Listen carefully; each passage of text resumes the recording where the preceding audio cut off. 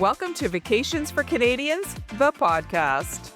We've got the experience and expertise to help you travel smarter, dream bigger, and make your next vacation unforgettable. Now let's talk about it. Today, we're talking Disney, and not just theme parks anymore. We're talking cruises, guided adventures, even National Geographic Expeditions. So if you've ever said, I want to do Disney, but weren't quite sure what that really means, today we're breaking down which Disney vacation is right for you. I'm Teena Dowd. Cruising is my passion.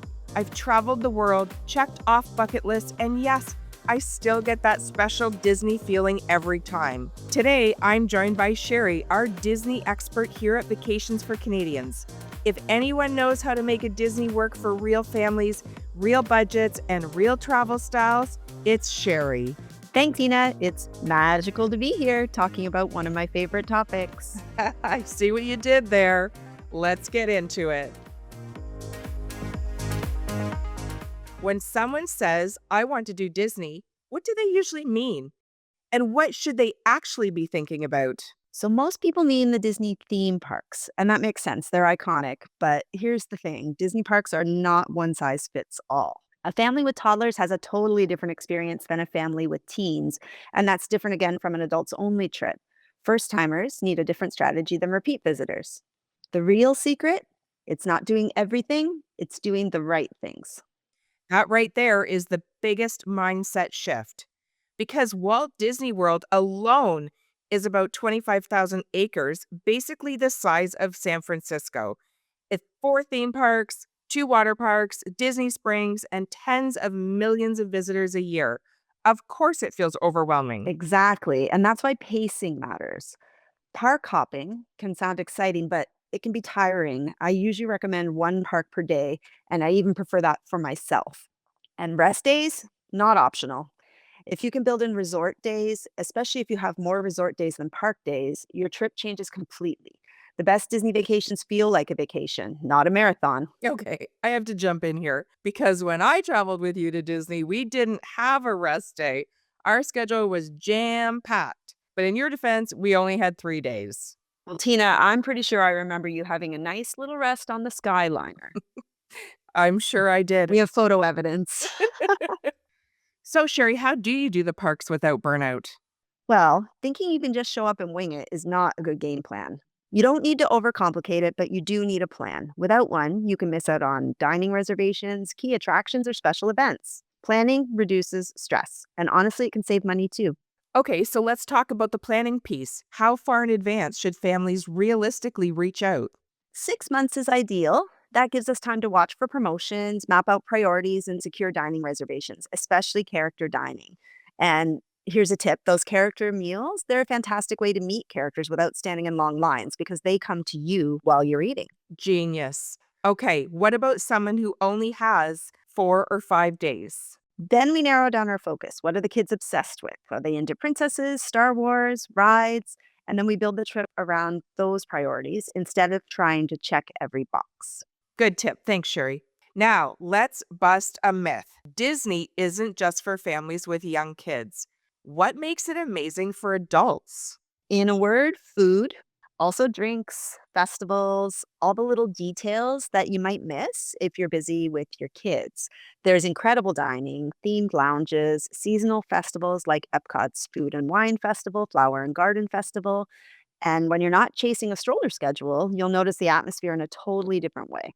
Yes, I learned that lesson the hard way. My first trip, park open to close. Every ride, every extra hour, I was exhausted. Second trip, resort afternoon, sit-down dinner, slower pace.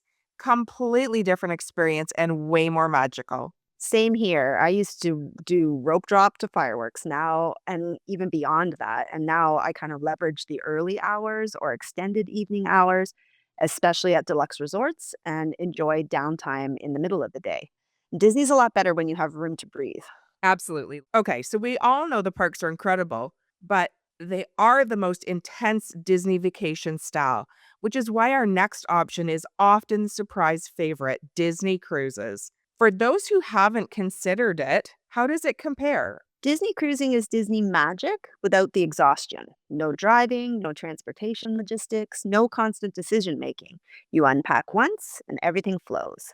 And it's also beautifully designed for multi generational travel. Kids' clubs for every age group, adults only spaces, rotational dining so you can experience different themed restaurants, Broadway style shows, characters, deck parties. It works whether you're two people or four generations. And it's ideal for first time Disney families. It's less intimidating, easier to budget because so much is included all the meals, soda packages, room service, kids' clubs. There's just fewer moving parts. So, when someone is choosing between the parks and a Disney cruise, what's your decision framework? I ask, how overwhelmed do you feel? First off. Also, when was your last park trip? Because it's worth considering how much is new since they were last there. And most importantly, are you looking for high energy or true rest and recharge?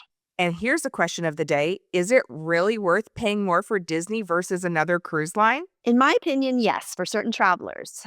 Disney Cruise Line offers unlimited room service, included soda, rotational themed dining, and then three distinct kids' club spaces by age. And then the service. Disney takes care of the details. They're unparalleled when it comes to service. I had one family start with two cabins, then the grandparents joined, then another set of grandparents, then the great grandma, and it became four cabins traveling together. Wow. I set them booking reminders, monitored their reservation windows, checked in regularly, and encouraged them to slow down and just enjoy it. That's the beauty of Disney cruising. The logistics are handled so the families can focus on each other. I love that. Okay, here's where Disney gets really interesting. A lot of people don't even realize this exists. Let's talk about the premium guided side, Adventures by Disney and National Geographic Expeditions. This is Disney level service in real world destinations Italy, Japan, Costa Rica, Africa.